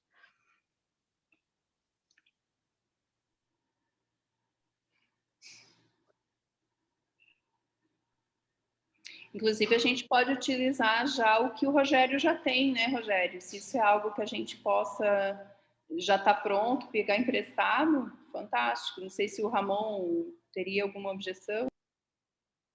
Não, muito pelo contrário, né? A ideia é verificar como que a região Grande Oeste se organizou com isso, né? E de repente padronizar. A única objeção é que isso não deva ficar apenas numa região, né? Que a gente deva ter um padrão e aplicar para o estado de Santa Catarina como um todo, né? Perfeito. Isso que é importante, né? Nós temos 8 centrais de regulação regionais, né? E aí já me preocupa um pouquinho, porque se nós tivéssemos um único painel de vagas de UTI, né? Mas é que nós temos 8 painéis regionais e mais o painel da estadual, tá? Eles são um pouquinho diferentes entre si. Tem pacientes que estão na busca só na regional, não vieram para a busca estadual. E tem pacientes que estão na busca estadual, que é a busca ampliada, que olha todas as regiões do estado, tá? Então, também aí a gente tem que tomar um cuidado, né? De como que a gente vai aplicar esses scores, né? Se a gente vai aplicar com base na regulação do Estado ou com base na regulação regional. Me parece que fazer regionalizado talvez fosse até mais adequado nesse momento. Acho que sim. E se tiver uma região que estiver mais tranquila, a gente vai saber e vai conseguir direcionar as prioridades para lá quando for viável, né? Porque o que está na estadual, na verdade, ele está também na regional. Essa que é a verdade, né? São casos que a regional demanda para a estadual para busca nas demais regiões do estado, né? Assim funciona a regulação. Então, o ideal é que ele já venha com a pontuação. já venha para estadual com a pontuação, e aí se tiver realmente tudo compartilhado entre o serviço, a Central de Regulação Regional e a Central de Regulação Estadual também, né? É tudo compartilhado e fazendo a cada 12 horas ou a cada 24 horas a atualização, daí fica de acordo.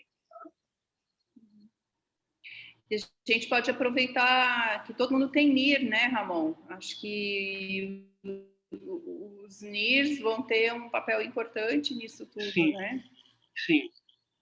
Talvez seja a melhor possibilidade nossa de ter essa atualização o mais fidedigna possível, e até que o NIR possa fazer parte da composição dessa comissão de triagem intra-hospitalar, tá? Então, me parece que a melhor opção será utilizar o NIR para isso, sim. O que mais, pessoal? Mais alguma contribuição? Montoya, por favor, está pedindo para falar. Parabenizar a doutora Lara, porque é a segunda vez que eu escuto ela na palestra. Semana passada já tive oportunidade, hoje ficou um pouco mais claras as coisas, né? O Rogério, pela iniciativa que tiveram lá no oeste do estado, mas assim, o que me preocupa realmente é as coisas começaram a ser isoladas, né? O oeste toma iniciativa, me parece que aqui em Balneário Camboriú já estão tomando outras iniciativas, e isso me deixa muito preocupado. Eu saí agora da Central de Regulação aqui de Itajaí, e nós deixamos 23 pacientes em busca de leito de UTI. Então, dos que a gente conseguiu regular hoje de tarde, aí o critério, na verdade, ficava para a gente decidir, ver como é que ela está, ver como é que está isso, como está aquilo, que critério.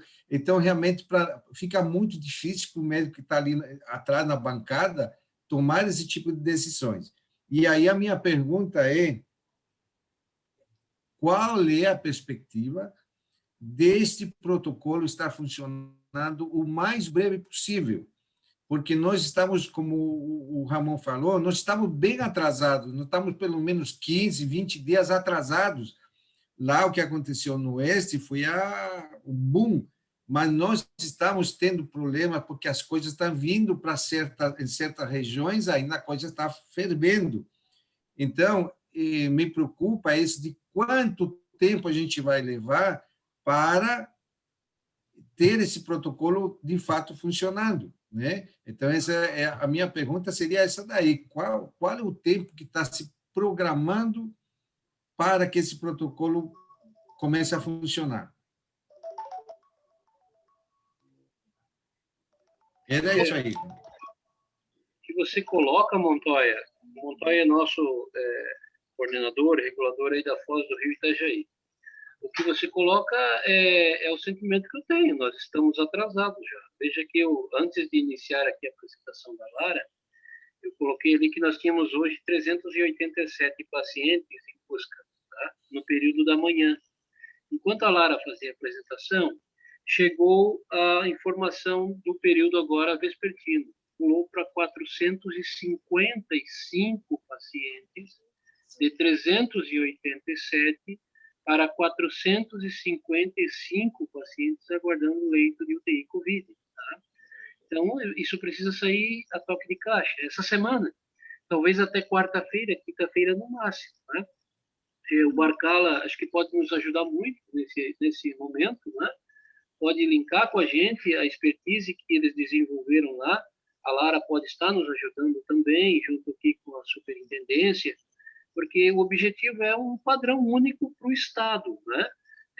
Que aí, a partir disso, os reguladores também se sintam mais, vamos dizer assim, seguros de ordenar os pacientes numa fila pelo leito do UTI, né? É até uma questão de segurança jurídica, em última análise, né? Não é só um princípio de questões éticas e tudo mais, mas até mesmo jurídico, né? Porque você pode ser questionado enquanto regulador. Por que você está selecionando o paciente A e não o paciente B, né? Outra coisa, a gente está começando a experimentar algumas intromissões, por exemplo, ações judiciais por leito de UTI. Tá? Embora o Tribunal de Justiça de Santa Catarina Tem algumas decisões que, nesse momento, ele entende que ele não deve se intrometer, vamos usar esse verbo, né? Mas tem algumas ações, sim, determinando, no prazo de 12 horas, 24 horas, vaga para leito de UTI, né? Se nós tivermos um padrão, isso vai ajudar, inclusive, os nossos magistrados a entenderem, né? Que eles não devem ficar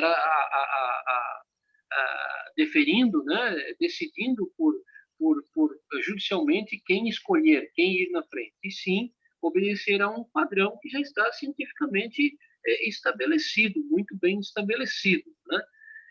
Outra coisa que me preocupa muito, em decisão judicial, que saiu hoje, inclusive, eles pedem para colocar os pacientes que estão aguardando por UTI, esses mais de 400 pacientes, no portal de listas do SUS. Portal de lista no mesmo portal que qualquer pessoa acessa para verificar a posição da sua consulta ou do seu exame, né? E, no meu entendimento, isso é totalmente inexequível, não é possível a gente fazer isso, né? Porque se a gente colocar, não é uma fila indiana, né? Não é por ordem de chegada, e a gente colocar isso publicamente para a família do paciente conseguir ficar pesquisando a posição dele numa fila pelo acesso a um leito, é uma coisa estapafúrdia, né? Mas está lá na solicitação, na decisão judicial, que nós vamos ter que, inclusive, defender, tá? Então, isso tudo são desdobramentos já, né? E a gente precisaria ter precisamos adotar um padrão estadual, até mesmo para que o judiciário, o Ministério Público e o judiciário entenda, né? Nós temos um padrão, né? Eles precisam entender isso. Nossa, eu estou chocada com esse pedido. É de uma crueldade, né? Eu sei, a gente também quer transparência, né, Ramon? Mas isso aí é cruel, porque a família não vai entender porque, de repente, passou alguém na frente, porque vai ter prioridade maior. Como é que você vai explicar isso? Olha a tortura, a dor, né? Exatamente, né? É o tipo de transparência que eu acho que o MP ele confunde, né? O que é transparência de gestão com algo que realmente se torna torturante para a família, né? Porque realmente ela não vai entender. Eu acho que a gente tem que transparência é uma coisa, não precisa ser através de uma lista pública. Eu acho que as autoridades têm que ter acesso, sim, a como que a gente toma as decisões, mas eu acho que lista onde as pessoas vão ficar olhando se seu familiar é o próximo, não se faz, eu acho que não. Isso tem implicações, inclusive, na Lei Geral de Proteção de Dados, né? Que é algo que a gente tem que tomar muito cuidado para não estar expondo o próprio paciente, né? Daqui a pouco isso termina na mídia, né? Termina na imprensa. Ei, olha só, o paciente estava em 10º lugar, agora jogaram ele para 20º, para 30º, e aí nós começamos a tratar com pessoas que são leigas nesses assuntos, né? E que começam a explorar de uma maneira totalmente adversa, né? Começa até a exploração política disso. Daqui a pouco você encontra deputado fazendo vídeo na internet, né? Dizendo, olha que absurdo, estão preterindo paciente X, paciente Y, né? Então isso é algo que deve ser restrito realmente à comunidade médica, essa que é a verdade, né? E as comissões de triagem, né? Que possa ter ali os colegas de profissões afins. Barcala, queres falar, por favor? Eu queria contribuir. Eu acho que vocês vão enfrentar a mesma situação que a gente, né? Acho que a gente está umas 3 semanas adiantado em relação a vocês, então vocês devem estar em curva de aumento ainda. Uma das coisas, a gente está atrasado nesse protocolo e até quinta-feira a gente deve ter todos os dados, todos os pacientes coletados. Mas só para vocês entenderem o mecanismo é assim: a gente pode mudar esses critérios a qualquer momento. Inclusive os critérios que classificam paciente para UTI, porque a gente está considerando critérios de pacientes para UTI nestas condições de esgotamento. Vou dar um exemplo, né? A maioria das UTIs estavam levando o paciente que estava saturando 93% em máscara, estava indo para dentro da UTI. E faz sentido, porque esse paciente normalmente precisa de VNI, tem uma evolução pior. Mas dentro da situação que a gente está, com gente de 30 anos entubado na UPA, talvez esse paciente não seja o melhor paciente que esteja dentro da UTI. Talvez ele possa estar fazendo uma VNI dentro de uma enfermaria de um hospital regional, numa estrutura em que tem um médico mais adequado, que pode ter um fisioterapeuta, e alguns deles podem responder, do que colocar ele na UTI e preterir esse paciente que já está entubado, por exemplo. Né? Então, a gente criou alguns critérios para estabelecer isso. Esses critérios podem ser modificados e devem ser trabalhados, já que esse a gente não tirou de um documento, né? Esse a gente ficou numa discussão entre pares, entre colegas, e, obviamente, que isso precisa ser avaliado e reavaliado. O nosso processo agora, depois que a gente colocar todo mundo na lista, vai ser criar um protocolo de triagem reversa, que esse vai ser o outro grande problema de vocês. Até agora, na pandemia, a gente está criando a seguinte situação: o paciente entra na UTI e fica lá 30 dias, 40 dias, 60 dias. E aí sai de alta, o pessoal faz uma festa e tal. E é tranquilo, tudo normal, nenhum problema disso. Só que hoje, a gente, com esse paciente que fica 60 dias numa UTI Covid, ele, na verdade, está tirando vaga desse cara de 30. Então, ele talvez pudesse ser triado para uma UTI geral, caso abra a vaga de uma UTI geral. Tem também aquele paciente de 80 que está disfuncional, está fazendo lesão, síndrome de disfunção múltipla de órgãos, e que o pessoal da UTI está mantendo por 1, 2, 3 semanas. Mas é um paciente que todo mundo está vendo por uma evolução desfavorável. Talvez a gente precise criar protocolos desses pacientes para tirar ele dali. Não, obviamente, quem vai desligar a máquina, né? Mas, de repente, passar para um protocolo passar para um local onde ele vai fazer paliação, né? Onde vai fazer um protocolo mais paliativo, para abrir vaga nessa UTI para esse cara que está entrando. A mesma coisa, avaliar, ele agora foi estubado, está em máscara, mas o pessoal não quer dar alta para ele porque tem risco. Bom, talvez ele pudesse descalonar, né? Ele estava na UTI e vai para a enfermaria de hospital regional. Depois da enfermaria de hospital regional, ele está em foco de melhora, mas ele vai ter 3, 4 dias, provavelmente, dependendo de oxigênio. Ele pode sair dessa enfermaria de hospital regional e ir para uma enfermaria de lei de retaguarda. E a ideia é que os colegas, eles têm uma dificuldade em descalonar isso, né? Via de regra, a gente quer cuidar do paciente até a cura, né? É natural isso para a gente como médico, mas entender que esse sistema exige que a gente gire mais dentro desses leitos para que a gente abra a vaga para aquele paciente que é viável ter chance. A gente viu muito isso aqui, muito, assim, paciente jovem que evolui com insuficiência renal, simplesmente por desidratação, porque a gente estava com um paciente na UPA, que de repente estava com 40, nós chegamos a ter 49 pacientes internados numa UPA. 49 pacientes internados numa UPA é absolutamente impossível de cuidar isso com a porta aberta, absolutamente impossível. Então, se não tinha gente fazendo balanço hídrico adequadamente, porque não estava preparado para aquilo. E aí o paciente evoluiu para insuficiência renal porque estava desidratado, só isso, ele só desidratou. Mas aí ele faz insuficiência renal, faz disfunção múltipla de órgãos, aí ele vai para a UTI completamente disfuncional e ele morre. Então, isso aconteceu com um paciente que foi que a gente transferiu para o Espírito Santo, para ter uma ideia. Esse é um paciente que estava na UPA de 30 anos, infelizmente ele morreu. Talvez, se ele tivesse entrado na UTI mais cedo, ele pudesse ter chance. A gente não sabe, porque a doença é grave, evidentemente, mas para isso acontecer, a gente tem que descalonar. Esse cara da UTI que está melhor, ele está em curva de melhora, e claro que não é o cara que está em ventilação mecânica, mas o cara que foi estubado tem que ir para a enfermaria do hospital regional. Esse cara da enfermaria que for um pouco melhor, ele tem que ir para a retaguarda. E o cara que tem menos chance, que a gente está vendo que está, ele vai ter que ir para um outro local. Ninguém vai fazer eutanásia, evidentemente, mas a gente vai ter que selecionar o melhor profissional com a melhor estrutura para o paciente que tem melhor condição de sobrevida. Então, isso, doutor Ramon, é até uma coisa que eu acho que vocês poderiam nos ajudar, porque a gente ainda não discutiu, e acho que é o próximo passo de vocês. É esse processo de triagem reversa. A ideia é que a gente comece a discutir essa semana e apresente o primeiro modelo dessa triagem reversa, de critérios, né, dessa triagem reversa na quinta. E a ideia é a mesma coisa, é obrigar o cara do NIR a atualizar o quadro do paciente que está no UTI todo dia, para que isso apareça um alerta lá de que esse paciente ele pode sair daqui e ir para esse local. Quem vai, só para vocês entenderem, no nosso modelo, o médico que vai solicitar a vaga, ele preenche no celular. Isso abre uma planilha do NIR. Ele não precisa jogar os dados, vai automaticamente pela internet para a planilha. O médico que está solicitando só vê o paciente dele. Ele pode colocar 2, 3, 10 pacientes, não interessa, mas ele só vai ver aqueles pacientes. Por que essa ideia? Porque o médico é de plantão, né? Ele foi ali, colocou, e depois ele vai sair do plantão, ele não vai ter mais compromisso com aquilo no dia seguinte. seja na UTI ou seja na emergência, ele está no plantão. A pessoa do NIR que estiver dentro dessas instituições vai poder ver a planilha de todos na lista de espera daquela instituição. Então, se ele está na UPA lá com 20 pacientes, ou se ele está na emergência com 20 pacientes esperando vaga de UTI, ele vai conseguir ver que tá a condição dos 20. E ele vai ter que atualizar diariamente a condição daqueles 20, porque esse processo é dinâmico, né?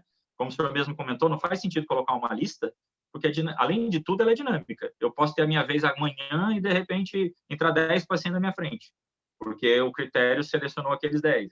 Paciência, o que nós vamos fazer? Eu posso ter um senhorzinho de 80 que, de repente, entrou uma lista enorme e ele foi para o final da fila, pelas condições que a gente colocou.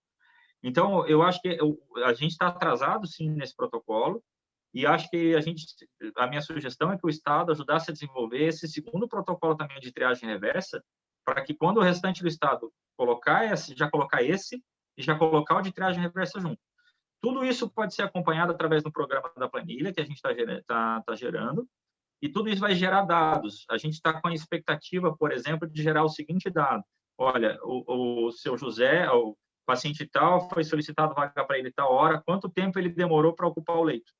Para a gente ter uma ideia, isso aqui foi horas, foi dias, e aí ter uma média. A gente pode criar a média do local, pode criar a média da mesma região, depois é uma possibilidade de você trabalhar esses dados estatisticamente, que eu acredito que será uma ferramenta de gestão importantíssima para a nossa região, e se for colocada para o resto do Estado, doutor Ramon, acho que vai ser muito bom para o Estado poder olhar isso como um todo.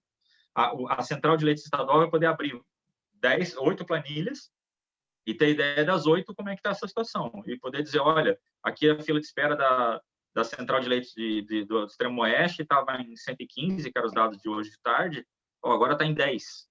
A gente já tem uma curva, e em compensação, sei lá, o Vale do Itajaí, que estava tranquilo, agora está com 100. E a gente vai, inclusive, poder gerar essas possibilidades para ver, né? Fazer curvas e tal.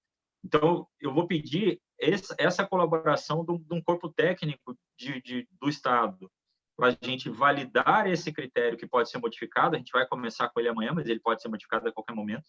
E, a partir do momento, como a gente vai exigir atualização todos os dias, se a gente cria um novo critério e atualiza, automaticamente esses pacientes são classificados com esse novo critério, entendeu? Assim, eu posso incluir um paciente hoje, se daqui a uma semana o critério for diferente, o NIR vai ter que atualizar os dados desse paciente. Quando ele atualizar, ele já vai gerar essa nova classificação com esse outro critério. Então, eu preciso de ajuda do Estado para validar esses critérios e para criar esses critérios de triagem reversa, para que isso seja combinado com os colegas, né, para que a gente não se apegue tanto ao paciente, e sim à possibilidade de salvar o maior número de pessoas possíveis. Que é nisso que a gente tem se esforçado ultimamente. Desculpa a minha intromissão, mas a gente está trabalhando aqui bastante tempo nisso e acho que a gente vivenciou algumas coisas aí. Perfeito, Marcelo. Não, é importante, né, porque vocês começaram antes. Vocês tiveram problema antes, né? Então, vocês têm a experiência que talvez as outras regiões ainda não têm, tá? E aí é muito importante escutá-los, né? Não só você, mas talvez até outros colegas também aí da região do Grande Oeste que devem ter aí, os colegas intensivistas, né? Devem ter muita coisa a contribuir. A colega Cristiane Vicentini tinha pedido a palavra, acho que antes da Maria. Né? Cristiane, você deseja se pronunciar Oi, ainda? doutor, tudo bem? Estão me escutando? Não sei se me escuta. Sim, estamos eu sou escutando. médica da Central de Regulação de Chapecó. Um ponto que foi comentado pela doutora Lara na apresentação é da questão de registrar, né, de manter um registro sobre o porquê está priorizando esse paciente e não aquele.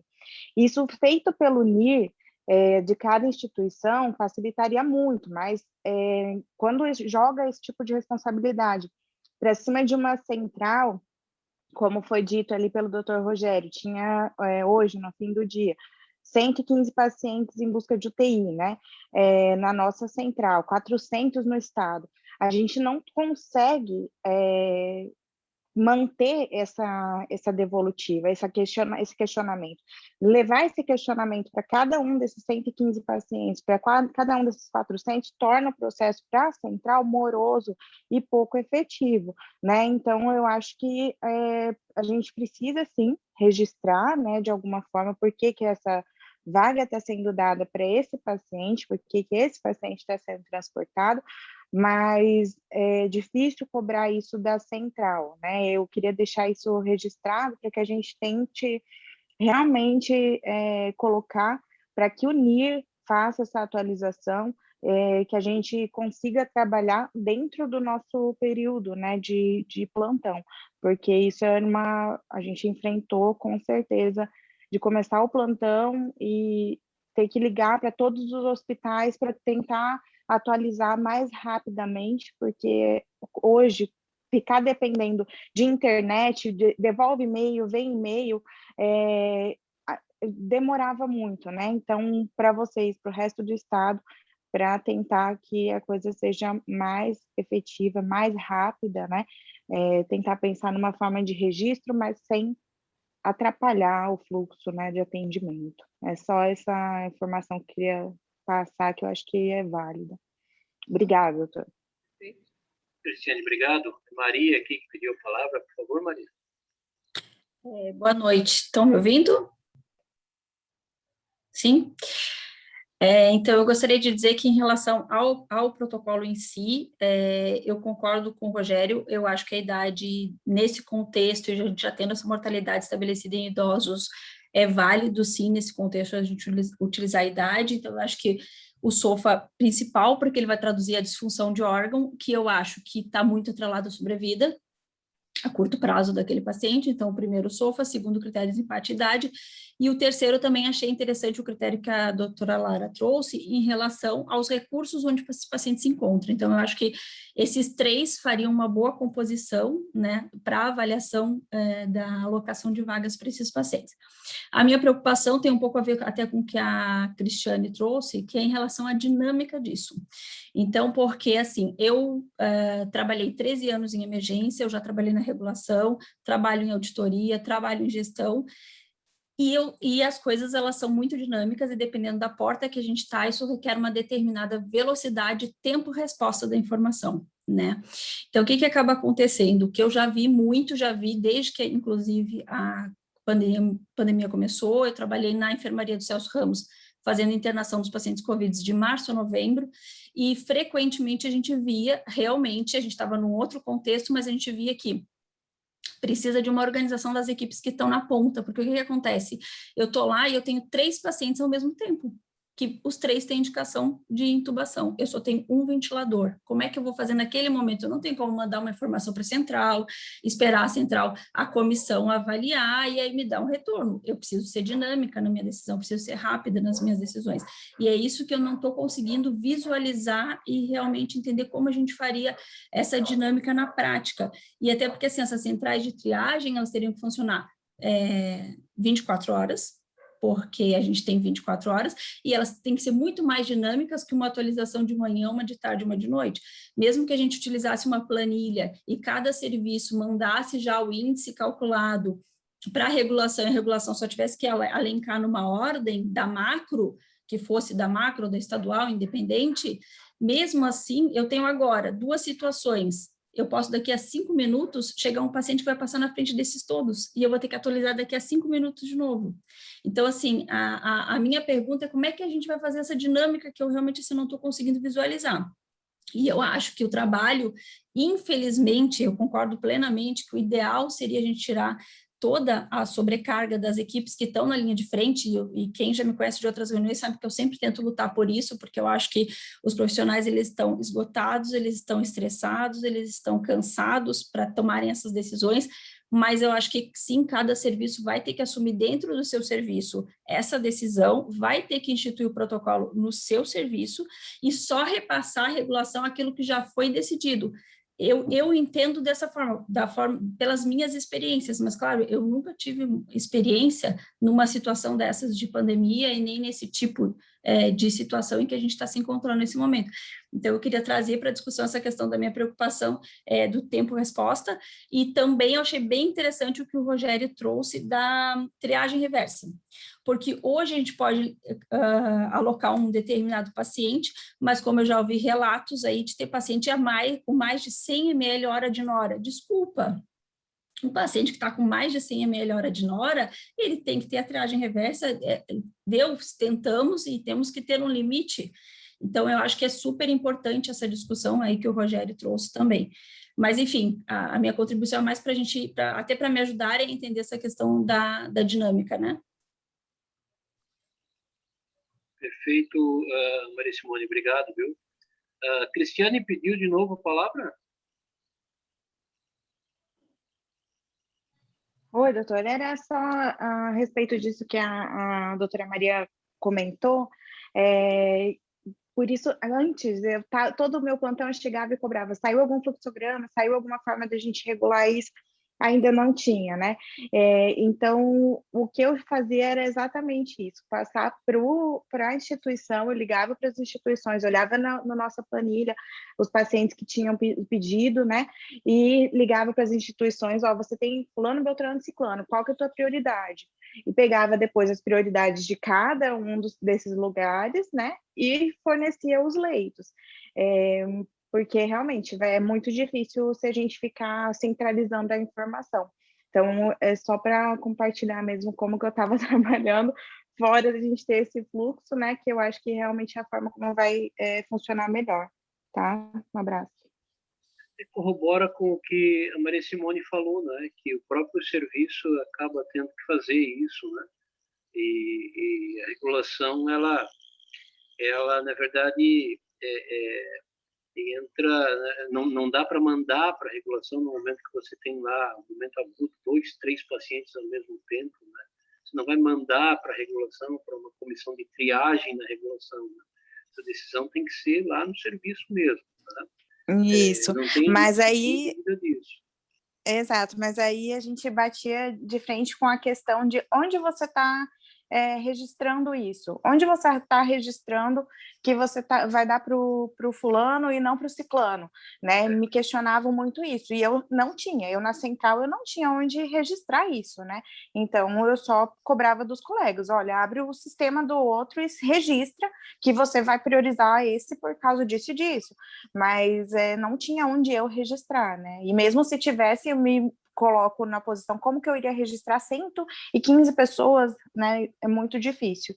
Então, a gente vai ter que se proteger, acho que de outra forma, no preto e no branco, porque se for cobrar isso na prática, da gente ficar abrindo todos os prontuários, registrando, vai ser muito difícil mesmo.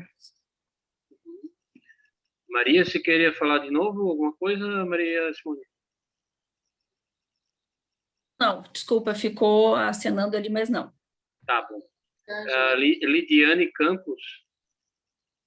Isso, boa noite, tudo bem? Eu sou médica reguladora da Central do Foz do Itajaí, e vendo o que a doutora Maria falou, eu tenho um questionamento. Por causa dessa questão do NIR, o NIR ele não trabalha 24 horas. Então, assim, o que me preocupa é como que a gente vai fazer fora do horário, né? Porque se eles vão fazer essa classificação e vão nos informar, foi mais ou menos o que ela comentou, é um processo dinâmico, e às vezes eles estão tão sobrecarregados que ao longo do plantão você não consegue entrar em contato. Você fica aquela questão dos e-mails, fica tentando ligar, e eles, não, eu vou te dar um retorno. E, na realidade, eu acho que isso tudo dificulta, assim, talvez se realmente tivesse como essa planilha ser atualizada de uma maneira não tão centrada no NIR, sabe? Porque, pelo menos, é a nossa realidade aqui. A gente tem tido dificuldade por causa dessa questão de que o NIR não é 24 horas e que, às vezes, tem esses problemas, não atende o telefone, então eu acho que fica complicado, porque eles estão bem sobrecarregados já. Perfeito. Maria Ângela, por favor. Oi, boa noite a todos.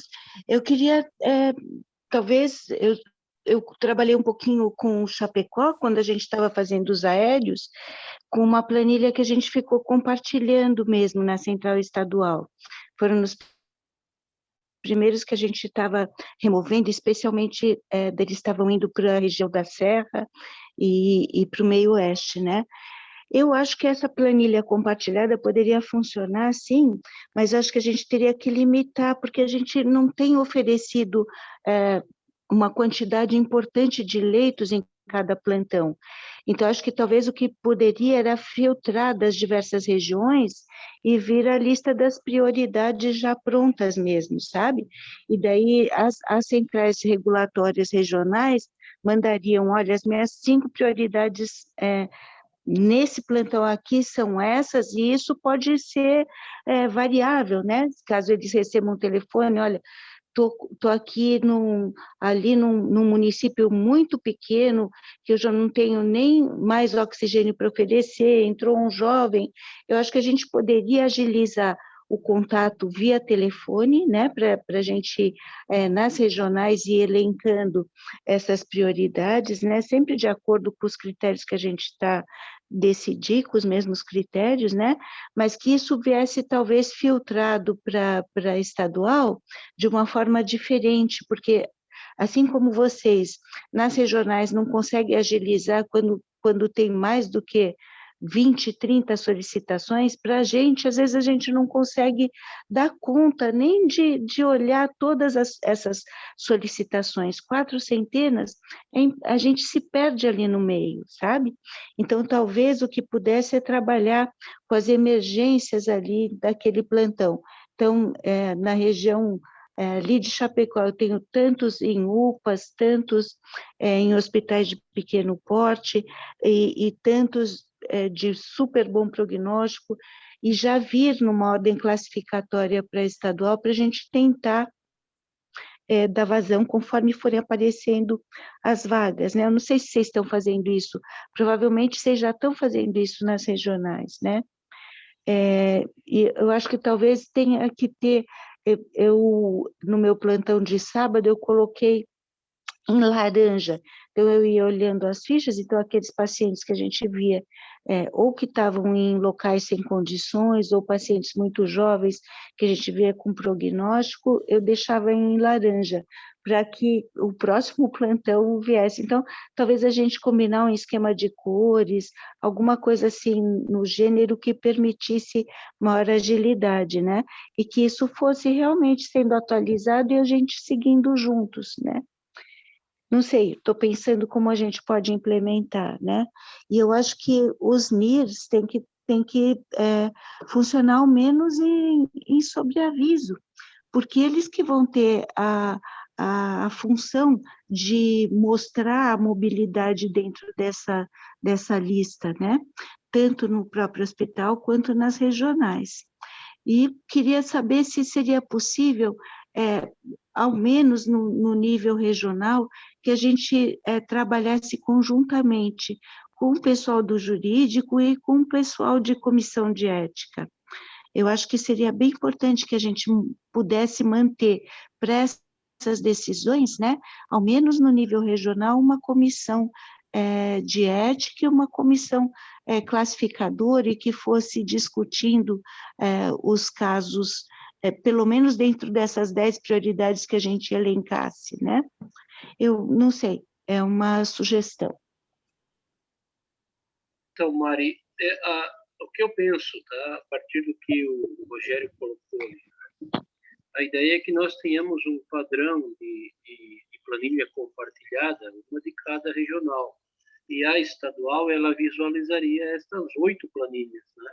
Todas no mesmo modelo, no mesmo padrão, tá? Que possa até se usar padrão de cores, né? E aí, obviamente, fica muito mais fácil o processo regulatório. Tá? A secretaria, ela tem as suas dores. Né? Eu sou superintendente de regulação, mas para quem não me conhece ainda, vai me conhecendo, sabe que eu sou extremamente transparente. A Secretaria de Estado, ela sempre deu pouca importância, eu acho, à tecnologia de informação, TI, né? E agora, né, a Maria Simone está dizendo que sim, ali, né? Acho que quase todo mundo concorda, né? E agora a gente experimenta um problemão com isso, porque nós nunca tivemos, né? A gente até evoluiu com o sistema de regulação agora durante a pandemia, mas ele ainda carece de muitas funcionalidades, tá? Por muitos anos a regulação viveu trabalhando com planilhas, né? Controle por planilhas, né? E aí agora, nesse momento, a gente sofre com o fato de não termos um sistema desenvolvido pela TI, né? robusto que possa abraçar tudo isso, né? Então, por isso que a gente tem que realmente trabalhar com planilha compartilhada. Agora, desde que a gente tenha isso num mesmo padrão, essa é a questão, no mesmo padrão, todas as 8 centrais regionais utilizem o mesmo padrão de planilha, vai ficar fácil para a estadual visualizar. Quando aparecem vagas pela estadual, ela consiga olhar todas essas planilhas e consiga estabelecer o paciente que ela pode elencar como o número 1 para receber a vaga, né? Se tiver uma comissão de triagem instituída, ela desempata quem estiver empatado, tá? Veja que a gente está saindo do nada para uma situação já onde a gente já traz uma luz, né? Para esse ordenamento de pacientes, tá? E lembrar de uma outra coisa, a gente precisa ser muito honesto. Nós não temos um precedente, nós não temos, é algo inédito que está acontecendo. Nós não temos um paralelo na história no qual a gente possa se basear, não é? Então, a gente está aprendendo com a pandemia, né? Por isso que muitas vezes as coisas chegam um pouco atrasadas, né? A pandemia apresenta uma coisa para a gente, um problema para a gente, e a gente busca uma solução para aquilo, e assim vai, né? Se a gente pegar o exemplo desde o início, tem várias situações, né?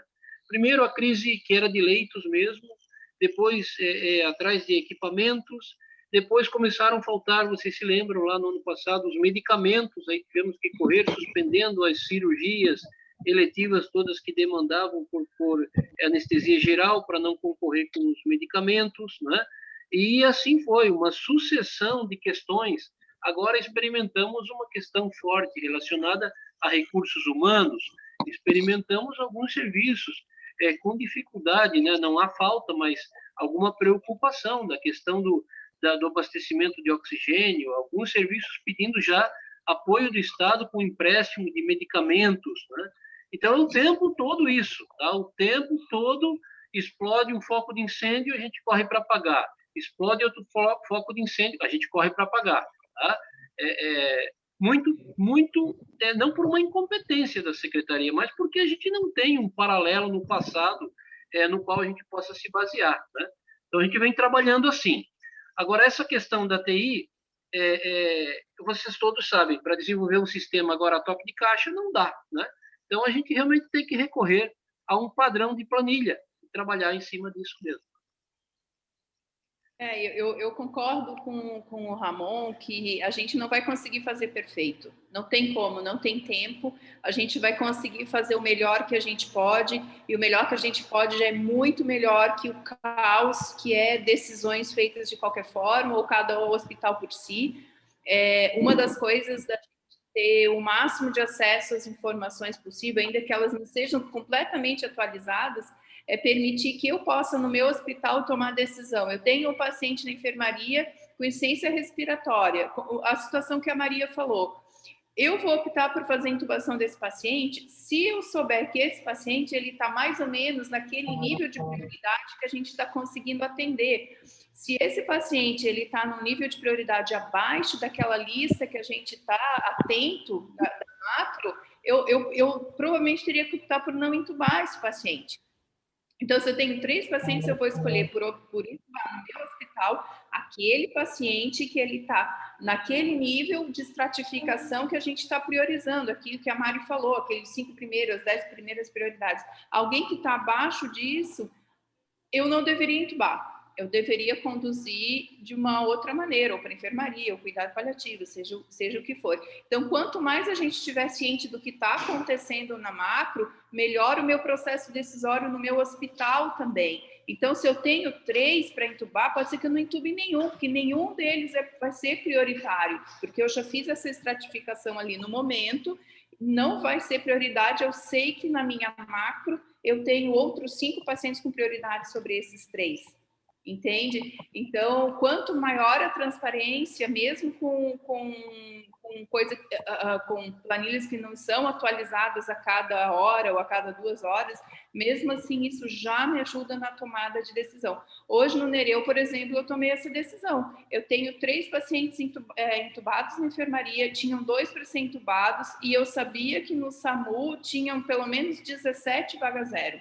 Eu dei uma vaga para o SAMU, porque era uma paciente de 19 anos que estava num lugar que não tinha nem respirador, e ela tinha que ser passada na frente dos pacientes que já estão entubados aqui, já estão recebendo alguma forma de atendimento. Então, eu sabendo que existe essa demanda ali fora, eu consigo fazer uma decisão melhor no meu hospital também.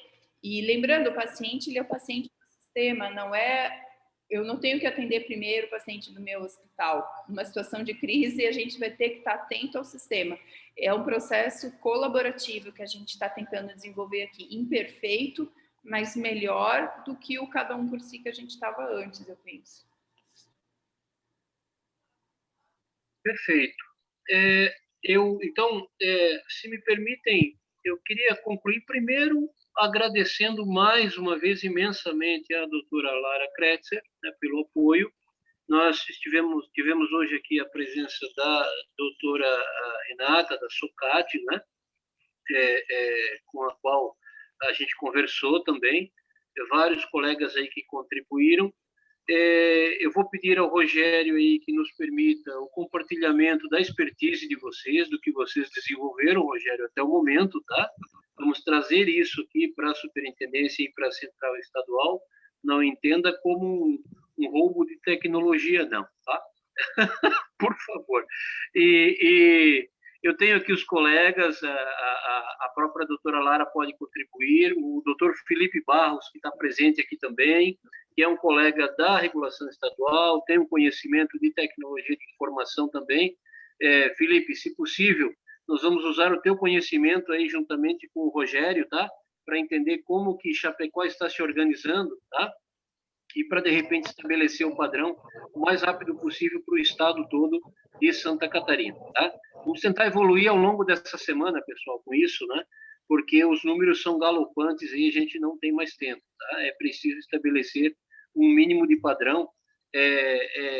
Claro, a gente não vai chegar a uma perfeição nisso, né? Mas a gente organiza um pouco melhor. Hoje ainda eu tive reclamação de regulação regional dizendo que selecionou um paciente para o leito e o colega do hospital colocou um paciente com mais de 80 anos de idade, cheio de comorbidades, na frente. Não aceitou a seleção feita pela regulação, né? E aí fica difícil de a gente cobrar uma outra conduta porque a gente não tem adotado, padronizado também nenhum instrumento, né? Então, para esse tipo de coisa, eu acho que a gente corrige essas grandes discrepâncias, vamos dizer assim, isso já seria muito importante, tá? É isso, pessoal. Se me permite, então, queria agradecer a todos, né, todos que estão presentes. Chegamos aí a mais de 60 participantes. Foi gravado essa apresentação de hoje, então certamente a gente vai multiplicar aqui para todos, a partir de amanhã replicar para todo mundo, né? E vamos tentar evoluir ao longo da semana aí com uma padronização, ok? Muito obrigado a todos aí pela presença e pela participação. Forte abraço a todos. Obrigada, gente.